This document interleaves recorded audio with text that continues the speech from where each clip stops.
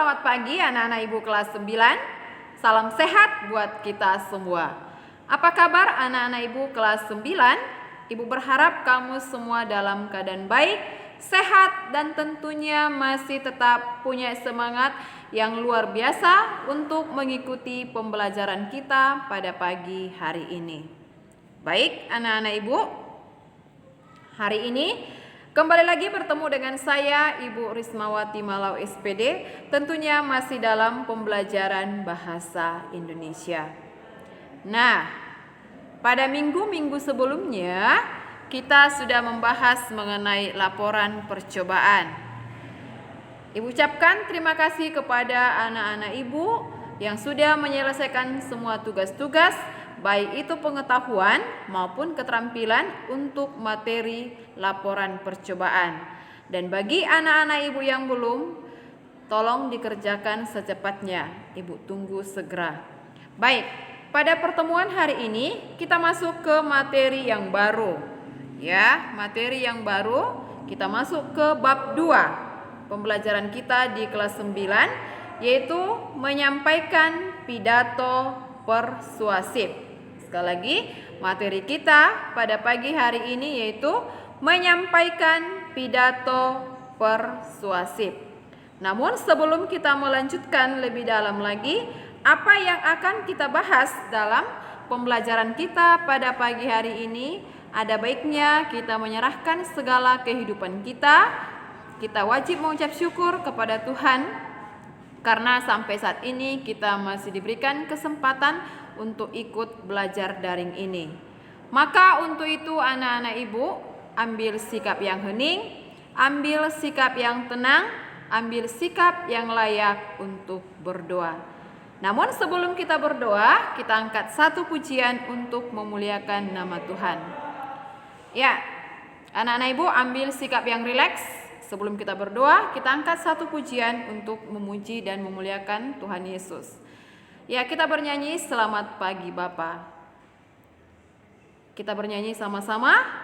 Selamat pagi Bapa, selamat pagi Yesus, selamat pagi Roh Kudus. Terima kasih atas anugerah-Mu. Semalam telah berlalu, ku memuji, ku bersyukur, memuliakan nama-Mu, Allah Bapa, Putra, Roh Kudus. Terima kasih. Baik anak-anakku semuanya, kita wajib mengucap syukur dan berterima kasih kepada Tuhan karena sampai saat ini kita masih diberikan kesehatan sehingga kita bisa ikut ambil bagian dalam pembelajaran kita hari ini. Saat ini anak-anakku ambil sikap yang hening, ambil sikap yang tenang, ambil sikap yang layak untuk berdoa. Kita tandai diri kita dengan tanda kemenangan Kristus dalam nama Bapa dan Putra dan Roh Kudus. Amin. Segala hormat, syukur, kemuliaan kami aturkan kepadamu Bapa yang baik, buat segala penyertaan kasih-Mu kepada kami. Terima kasih Tuhan, Engkau masih berikan kami kesempatan, Engkau masih berikan kami kesehatan, sehingga sampai saat ini Tuhan kami masih bisa mengikuti pembelajaran ini. Tuhan Yesus, sebentar kami akan melanjutkan pembelajaran kami. Hadirlah di tengah-tengah kami, hadirlah di tengah-tengah anak didik kami. Berkatilah kami ya Bapa, sehingga proses pembelajaran ini dapat berjalan dengan baik. Berkati juga ya Tuhan orang tua kami, orang tua siswa kami yang saat ini sedang mencari nafkah. Engkau cukupkan segala apa yang mereka butuhkan. Kami juga tak lupa berdoa ya Tuhan buat semua Bapak Ibu guru yang saat ini sedang berjuang untuk menyampaikan materi, baik itu secara daring maupun luring. Apapun yang mereka lakukan Tuhan, apapun yang mereka laksanakan, kiranya Engkau selalu memberkati.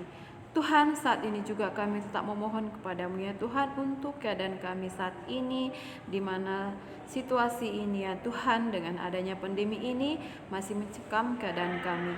Namun bagimu tidak ada yang mustahil. Kami serahkan semuanya ke dalam tangan pengasihan-Mu. Semoga di hari-hari berikutnya kami kembali bisa melakukan aktivitas seperti sedia kala. Ampuni kami Bapa atas segala dosa dan pelanggaran kami, agar kami layak menerima segala berkat-Mu. Salam Maria, penuh rahmat, Tuhan sertamu, terpujilah engkau di antara wanita dan terpujilah buah tubuhmu Yesus. Santa Maria Bunda Allah, doakanlah kami yang berdosa ini sekarang dan di waktu kami mati. Santo Yohanes Don Bosco, doakanlah kami. Amin. Dalam nama Bapa dan Putra dan Roh Kudus. Amin. Baik, anak-anak Ibu, kita lanjutkan membahas materi kita, yaitu mengenai pidato persuasif.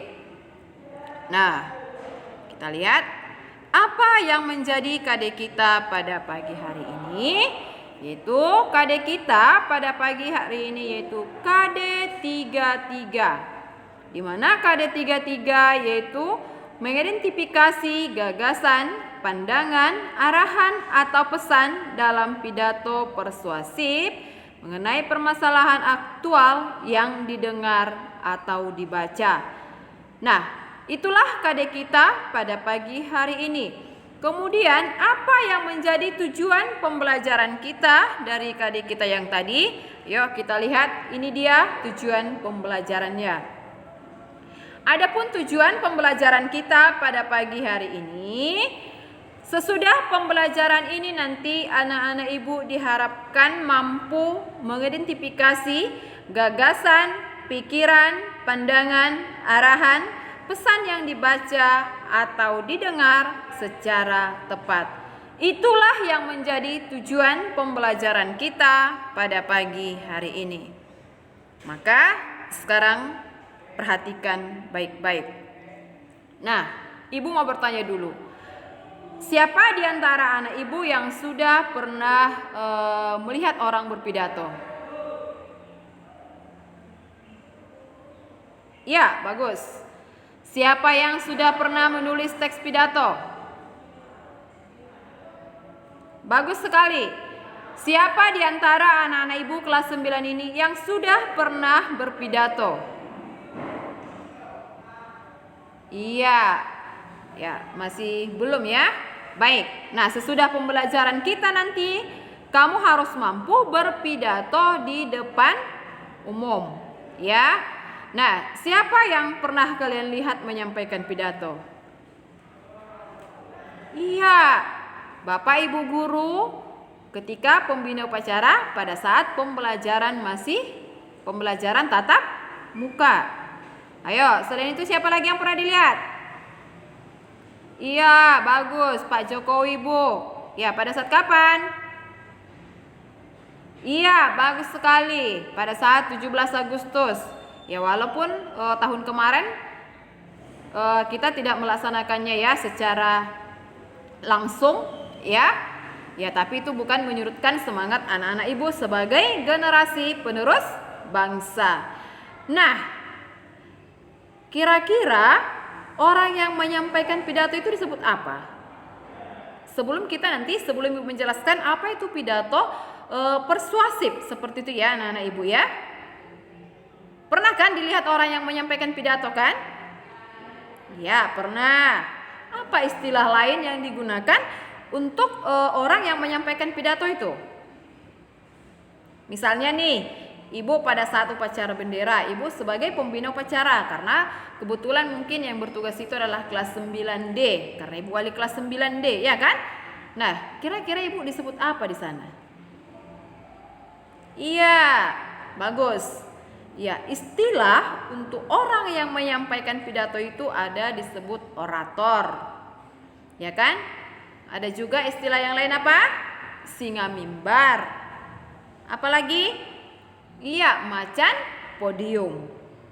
Nah, itulah istilah yang kita gunakan untuk orang yang menyampaikan pidato. Sedangkan tempat dia untuk menyampaikan pidato itu kita sebutlah podium, kita sebutlah mimbar, ya kan? Nah, itu dia sekilas mengenai orang yang menyampaikan pidato tersebut. Paham anak-anak Ibu? Iya, bagus. Nah, tadi kan di sana Ibu jelaskan mengenai gagasan, pandangan, arahan. Apa itu? Ya kan? Perhatikan tadi di tujuan pembelajaran kita berdasarkan KD yang Ibu buat tadi, ya kan? Ya. Siswa atau peserta didik diharapkan mampu, ya kan?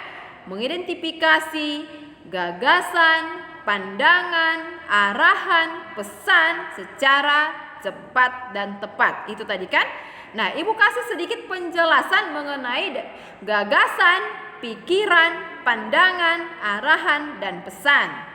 Nah, sebelum kita masuk ke inti permasalahannya mengenai pidato persuasif. Nanti kan anak-anak Ibu, Bu, apa itu Bu gagasan? Apa itu pandangan? Apa itu arahan? Apa itu pesan? Ya kan? Apakah kalau kami berpandang-pandangan itu disebut juga itu pandangan, Bu? Nanti kita lihat satu persatu. Baik, yang pertama gagasan. Gagasan ini bersinonim dengan ide. Tahu ide kan? Tahu kan anak-anak Ibu kan ide kan?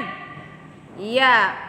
Nah, setiap Ibu membuat suatu pertanyaan kan pasti langsung twing twing twing. Ada idenya muncul di sana. Ya. Idenya itu selalu ide yang cemerlang, ide yang positif, ya kan? Seperti yang kemarin ketika Ibu membuat tugas keterampilan mengenai laporan percobaan, langsung muncullah di benak anak-anak Ibu kelas 9 yang baik-baik ini, saya nanti membuat ini, saya nanti membuat ini, saya nanti membuat ini.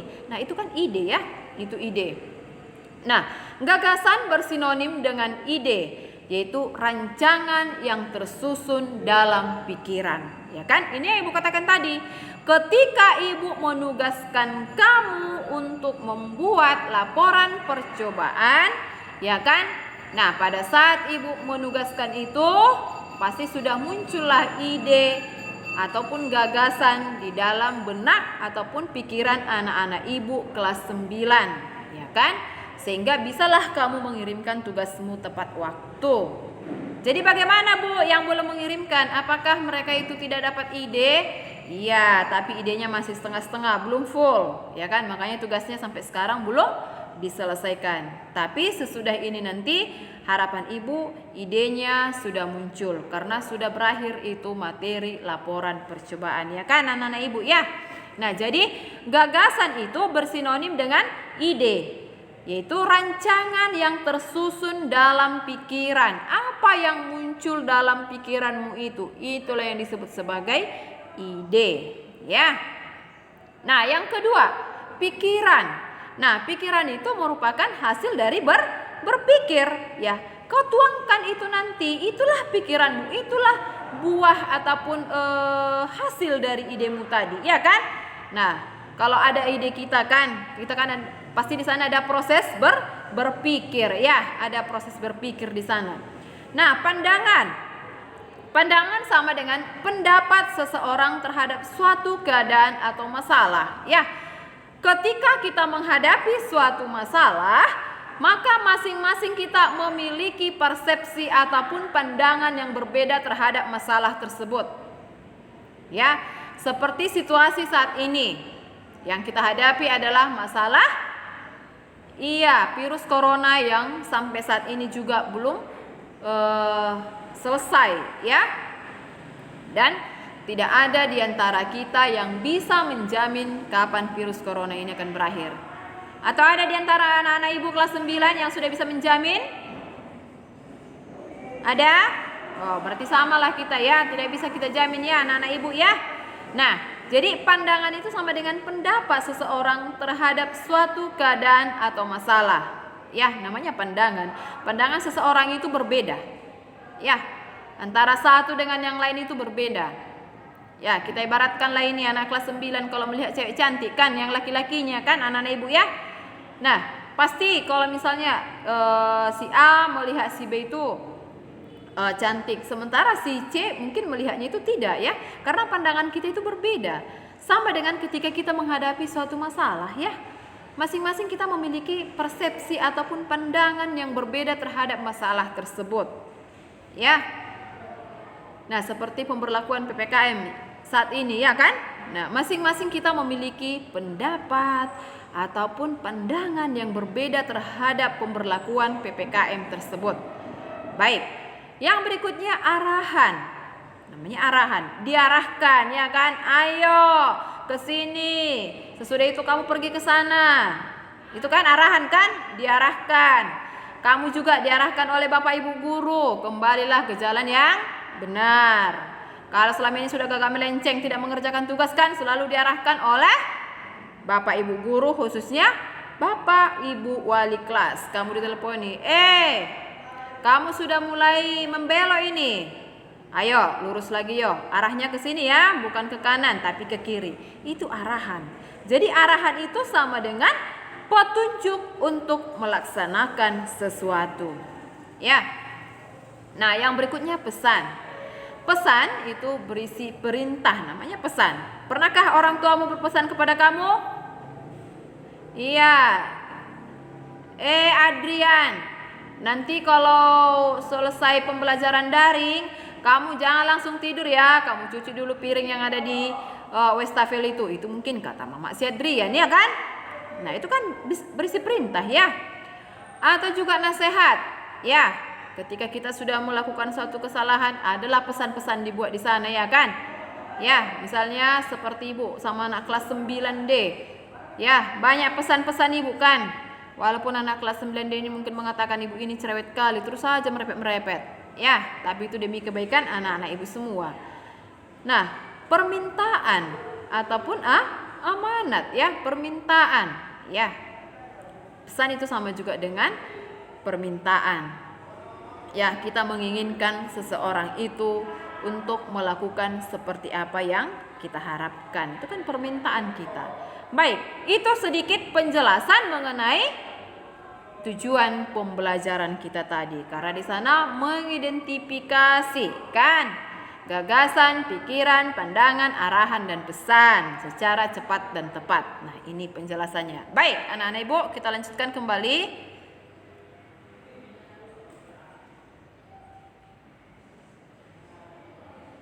Nah, ini dia. Sebelum kita membahas apa itu pidato persuasif, nah alangkah baiknya Ibu menjelaskan terlebih dahulu apa itu persamaan dan perbedaan dari pidato, ceramah, dan khotbah. Karena ini kan hampir-hampir sama ya. Nah, pidato, ceramah, khotbah hampir sama, tapi tidak sama. Beda dia, beda-beda tipis, 11-12 kan? Nah, sebelum kita nanti masuk ke pidato persuasif, Ibu jelaskan dulu apa itu kira-kira persamaan dan perbedaan dari pidato, ceramah maupun khotbah. Karena ini hampir-hampir sama ini. Ya. Oke, kita lihat. Masih semangat kan anak-anak Ibu ya? Masih lah, Bu. Ibu aja masih semangat. Oke, baik. Persamaan dan perbedaan pidato, ceramah, dan khotbah. Kita lihat dulu persamaannya sebelum kita ke perbedaannya. Ya, anak-anakku ya. Nah, persamaannya, ketiganya sama-sama suatu kegiatan berbicara di hadapan orang banyak. Ya, itulah persamaannya kan. Nah, sedangkan perbedaannya bisa kita lihat nanti yang ada di sebelah kanan. Persamaannya tadi, ketiga-tiganya baik itu pidato maupun ceramah dan khotbah sama-sama melakukan kegiatan berbicara di hadapan orang banyak, ya kan? Kalau Ibu juga berpidato harus ada pendengarnya, ya atau tidak? Iya. Kalau Ibu berceramah juga pernah itu kan didengarkan di agama tetangga kita kan ceramah, ya kan? Samanya itu, ya. Nah, lalu berkhotbah, ya. Kita sebagai umat Kristiani, baik ini yang menganut agama Katolik maupun Protestan, ya kan? Berkhotbah, pendeta ataupun pastor kan berkhotbah di hadapan orang banyak atau tidak? Iya. Jadi tiga-tiganya sama-sama melakukan suatu kegiatan berbicara di hadapan orang banyak. Nah, kita lihat perbedaannya anak-anak Ibu. Nah, kalau pidato itu merupakan pidato satu arah dalam menyampaikan gagasan, pikiran, pandangan, arahan atau pesan. Ya. Nah, satu aja tujuannya, satu arahnya kan, makanya Ibu buat di situ kan. Pidato satu arah dalam menyampaikan gagasan, pikiran, pandangan, arahan atau pesan. Nah, perhatikan ceramah. Nah, ini dua arah atau multi arah. Multi itu lebih dari satu dalam menyampaikan pengetahuan. Sedangkan khotbah satu arah menyampaikan ajaran agama. Inilah persamaan dan perbedaan antara pidato, ceramah, dan khotbah. Paham anak-anakku? Oke, baik. Sampai di situ masih memahami ya? Baik.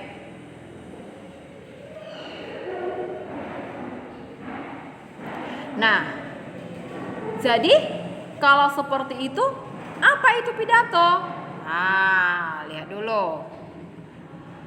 Nah, pidato merupakan kegiatan atau keterampilan berbicara di depan umum yang bersifat satu arah. Ini tadi katakan ya, yang bersifat satu arah dalam menyampaikan gagasan, pikiran, pandangan, arahan atau pesan. Ya. Sekali lagi anak-anak Ibu, pidato itu merupakan kegiatan atau keterampilan berbicara di depan umum yang bersifat satu arah dalam menyampaikan gagasan, pikiran, pandangan, arahan atau pesan. Itulah pidato. Nah, itu pidato. Ya, kita lihat persuasif. Tadi kan kita mempelajari pidato persuasif. Jadi kita lihat dulu pidato itu apa, persuasif itu apa, lalu keduanya nanti kita gabungkan. Oke, paham anak-anakku ya? Oke, sedangkan persuasif adalah membujuk, merayu, mengajak, mendorong atau mempengaruhi. Ingat kembali ketika kelas 8 kita masuk ke teks persuasi. Ada kan? Kelas 8 teks persuasi kan? Ada. Di sana adalah suatu kegiatan yang membujuk, mengajak, mendorong, mempengaruhi. Nah, iklan juga termasuk ada persuasinya? Iya, ada Bu. Ya kan? Karena bagaimana kita membujuk, mengajak, mendorong seseorang itu agar mau membeli produk yang kita tawarkan. Oke. Nah, kata persuasif ini tidak asing lagi bagi anak-anak Ibu kelas 9 karena di kelas 8 ada khusus materi kita membahas mengenai persuasif. Nah, jadi persuasif itu adalah membujuk, merayu, mengajak, mendorong atau mempengaruhi. Baik. Nah, sudah ada tadi pidato, sudah ada persuasif. Sekarang kita lihat, jadi apa itu Bu pidato persuasif? Nah, ini dia. Jadi pidato persuasif adalah kegiatan berbicara di depan umum yang bertujuan untuk meyakinkan, mempengaruhi, mendorong, membujuk, merayu pendengar untuk bersikap atau berbuat sesuai dengan yang kita kehendaki oleh si pembicara atau orang yang berpidato. Jadi seperti ini anak-anak Ibu ya. Jadi pidato persuasif ini sebenarnya adalah pidato yang bersifat mengajak, membujuk, mempengaruhi. Ya kan? Kan ada saja itu pidato itu hanya menyampaikan pesan, ya. Nah, ini biasanya pidato persuasif ini kita gunakan pada saat-saat kampanye lah. Ya kan? Nah, misalnya Ibu mau mencalonkan diri nih, mau jadi wali kota Medan, ya. Cocok kan Ibu masih masuk wali kota Medan? Iya, bagus. Terima kasih sambutan anak-anak Ibu kelas 9 A, B, C, D ya. Nah, jadi kalau Ibu nanti mencalonkan diri pada tahun 2050, anak-anak ibu sebagai apa ya, yang mendorong ibu ya, sebagai partisipan di sana ya. Nah, jadi biasanya kan kalau orang yang mau apa ya, mau terpilih kan, jadi dia berpidato lah dia. Nah, jadi pidatonya itu kan yang dibuatnya di sana adalah pidato persuasif pada umumnya. Karena bagaimana dia membujuk, mempengaruhi, bagaimana biar ibu terpilih menjadi wali kota Medan di tahun 2050 seperti itu. Nah, jadi intinya anak-anak ibu, pidato persuasif ini adalah pidato yang bersifat membujuk. Bagaimana kamu bisa mempengaruhi? Artinya nak, dengan mendengarkan pidatomu itu atau bahkan membaca isi pidatomu itu, orang lain itu yang membaca atau yang mendengar pidatomu itu terpengaruh gitu loh nak. Ya, terpengaruh untuk mau berbuat ataupun melaksanakan seperti apa yang kamu inginkan. Kira-kira seperti itulah dia pidato persuasif. Ya, ibu ambil tadi contohnya bagaimana ketika orang berkampanye, ya, bagaimana biar kamu itu langsung tergugah hatinya. Ya, saya pilihlah Ibu Malau itu dari Partai Timbul Tenggelam, ya kan? Mengusung Partai Timbul Tenggelam dengan nomor urut 19, ya, saya pilihlah itu karena kamu sudah mendengarkan apa pidato ibu. Ya, jadi pidato yang ibu buat di sana adalah pidato persuasif. Ya, bagaimana ibu bisa meyakinkan kamu seyakin-yakinnya ketika pencoblosan nanti kamu langsung mencoblos nomor 19 dari Partai Timbul Tenggelam, ya kan? Anak-anak ibu kelas 9 ya. Nah, jadi kira-kira seperti itu dia pidato persuasif. Paham anak-anak ibu? Pernah didengarkan orang yang berpidato seperti itu? Pernah? Pernahkah kamu itu mendengarkan orang berpidato itu sesudah selesai dia berpidato, kamu langsung mau melaksanakan atau terbukalah pikiranmu, tertariklah kamu, termotivasilah kamu untuk melaksanakan seperti apa yang disampaikan dalam pidato itu? Pernah? Iya, bagus. Ya, berarti itulah pidato persuasif. Namanya persuasi kan? Ketika di kelas 8 kita sudah belajar teks persuasi, yaitu teks yang membujuk, mengajak, mempengaruhi. Jadi seperti itu juga anak-anak ibu pidato persuasif, ya. Jadi ketika nanti ibu menugaskan kamu untuk membuat keterampilanmu, yaitu menuliskan dan membacakan pidato teks persuasif, kira-kira seperti inilah dia yang kamu buat, ya. Bagaimana Presiden Jokowi itu membuat pidatonya itu agar masyarakat Indonesia itu tidak bersungut-sungut pada saat dibuat lockdown, ya kan? Agar mau menggunakan masker, ya kan? Nah, seperti itulah pidato persuasif.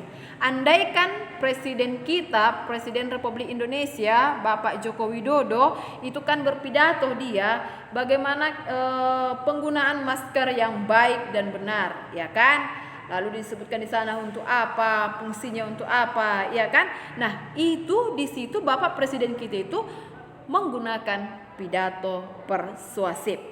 Ya, setelah kita mendengarkannya itu, yang dulunya ibu malas menggunakan masker atau malas mencuci tangan, ya, setelah ibu mendengar pidato itu, tergeraklah hati ibu. Kan tadi intinya bagaimana isi pidato itu bisa menyentuh perasaan ataupun pikiran si pendengar agar mau melaksanakan seperti apa yang diinginkan oleh si pembicara atau orang yang berpidato. Sampai di situ kira-kira paham anak-anak ibu? Sudah ada di benaknya kira-kira gambaran seperti apa itu pidato persuasif? Iya, bagus. Terima kasih. Ya. Nah, kita lanjutkan. Nah, pidato persuasif juga merupakan bagian dari eksposisi. Nah, ini juga kan udah kita bahas di kelas 8 kan, ada teks eksposisi ya. Jadi, seperti yang Ibu katakan ketika di kelas 8, pembelajaran itu dari kelas 7, 8, 9, bahkan nanti kamu sampai perguruan tinggi itu berkesinambungan ya, Nak, anak-anak Ibu. Ya, sayang. Nah, pidato persuasif juga merupakan bagian dari eksposisi. Seperti dipelajari sebelumnya bahwa eksposisi digunakan untuk meyakinkan pembaca atau pendengar dengan menyajikan argumen. Argumen itu kan sama dengan pendapat. Oke, bagus ya. Dari suatu sudut pandang. Dengan mengambil satu sudut pandang dan membuktikan kebenarannya, kita bertujuan meyakinkan orang lain untuk melihat suatu persoalan hanya dari satu sisi saja. Nah, ketika di kelas 8 kita sudah membahas teks eksposisi, bagaimana kita bisa meyakinkan orang seyakin-yakinnya dengan apa yang kita sampaikan, kan? Nah, masih ingat kan pelajaran kita kelas 8, teks eksposisi? Iya, bagaimana dulunya ibu yang tidak mau minum jus pepaya? Ya, setelah dibuat simoses setelah itu teks eksposisinya, yakinlah ibu dan maulah ibu melaksanakan itu dan maulah ibu mengkonsumsi jus tersebut. Nah, itu dia ya, sekilas ibu bahas pelajaran kelas 8. Jadi persuasi itu hampir sama juga dengan eksposisi. Ya, perhatikan ada 3 tipe berbeda persuasi yang bisa kita lihat juga dalam buku cetak kamu. Itu ada di halaman 34. Bisa nanti diperhatikan di sana ya. Nah, yang pertama itu ada persuasi yang dapat mengubah sikap orang atau mengubah pandangan orang lain tentang suatu hal. Nah, ini dia. Ya, ada 3 tipenya itu ya. Itu bisa kamu lihat di buku kita halaman 34 ya. Yang pertama, tipe persuasi yang dapat mengubah sikap orang atau mengubah pandangan orang tentang sesuatu hal. Bisakah kita dengan mendengarkan pidato orang berubah pandangan kita? Bisa? Iya, bisa ya. Nah, bisa saja yang dulunya ibu sangat mengagumi, kita katakanlah artis Agnes Monica ya. Nah, tetapi setelah kita katakanlah si Agnes dia sudah berpidato dia ya, dipengaruhilah ibu, bisa jadi berubah pandangan ibu. Bisa ke hal negatif, bisa juga ke hal yang positif ya. Persuasi yang dapat mengubah sikap ataupun mengubah pandangan orang tentang suatu hal ya, anak-anak ibu ya. Jadi ketika kita mendengarkan pidato itu, bisakah berubah pandangan kita? Bisa ya. Yang tujuannya tadi kan sama-sama mempengaruhi ya, bisa mengubah pandangan kita. Baik, yang berikutnya, persuasi yang dapat dimanfaatkan untuk mempromosikan dan menjual barang, jasa dan aktivitas. Ya. Ya, misalnya ini lebih condongnya ke iklan ya, anak-anak ibu.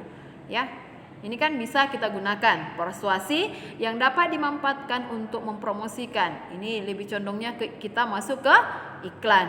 Atau bisa juga itu seperti yang ibu katakan tadi, ibu berpidato pada saat ibu kampanye, itu kan mempromosikan diri ibu di situ ya. Pilihlah saya sebagai wali kota Medan pada periode 2050-2055 seperti itu ya. Itu masuk nomor 2, anak-anak ibu. Baik, yang ketiga, persuasi yang dapat digunakan untuk membela suatu kasus. Misalnya, selamatkan terumbu karang sekarang, ya, membela suatu kasus, ya. Bagaimana itu yang kita sudah tahu kan, terumbu karang kita sekarang sudah hampir punah ya, karena ulah-ulah kita juga, ya. Nah, tapi bagaimana ya itu bisa kita katakanlah itu dengan pidato yang ibu sampaikan, kamu akhirnya jadi tergerak hatimu untuk menyelamatkan kembali terumbu karang Indonesia yang sudah hampir punah. Jadi anak-anak ibu, ada 3 tipe yang berbeda dalam teks persuasi. Ya, yang pertama, persuasi yang dapat mengubah sikap orang atau mengubah pandangan orang lain terhadap ataupun tentang suatu hal. Yang kedua, persuasi yang dapat dimanfaatkan untuk mempromosikan atau menjual barang ataupun jasa dan aktivitas. Dan yang ketiga adalah persuasi yang dapat digunakan untuk membela suatu kasus, misalnya selamatkan terumbu karang sekarang. Baik, anak-anak ibu. Nah, itu tadi mengenai pengertian dan tipe-tipe yang ada dalam pidato persuasif. Sekarang kita lihat tujuan pidato. Nah, Untuk apa sebenarnya kita berpidato itu kan? Sama dengan kamu setiap melakukan suatu kegiatan itu pasti ada tujuannya. Ada atau tidak? Iya, makan aja ada tujuannya kan?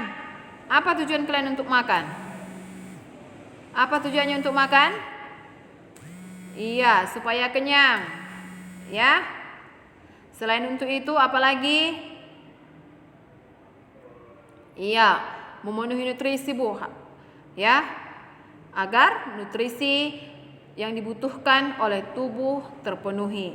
Nah, setiap kegiatan itu pasti ada tujuan, ya.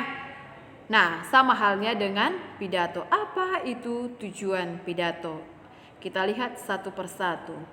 Yang pertama, menggerakkan pendengar. Inilah persuasif, ya, menggerakkan pendengar. Artinya dari pidato yang kamu dengarkan itu tergeraklah hatimu untuk mau melakukan ataupun melaksanakan seperti apa yang diinginkan ataupun diharapkan oleh si pembicara atau orang yang berpidato.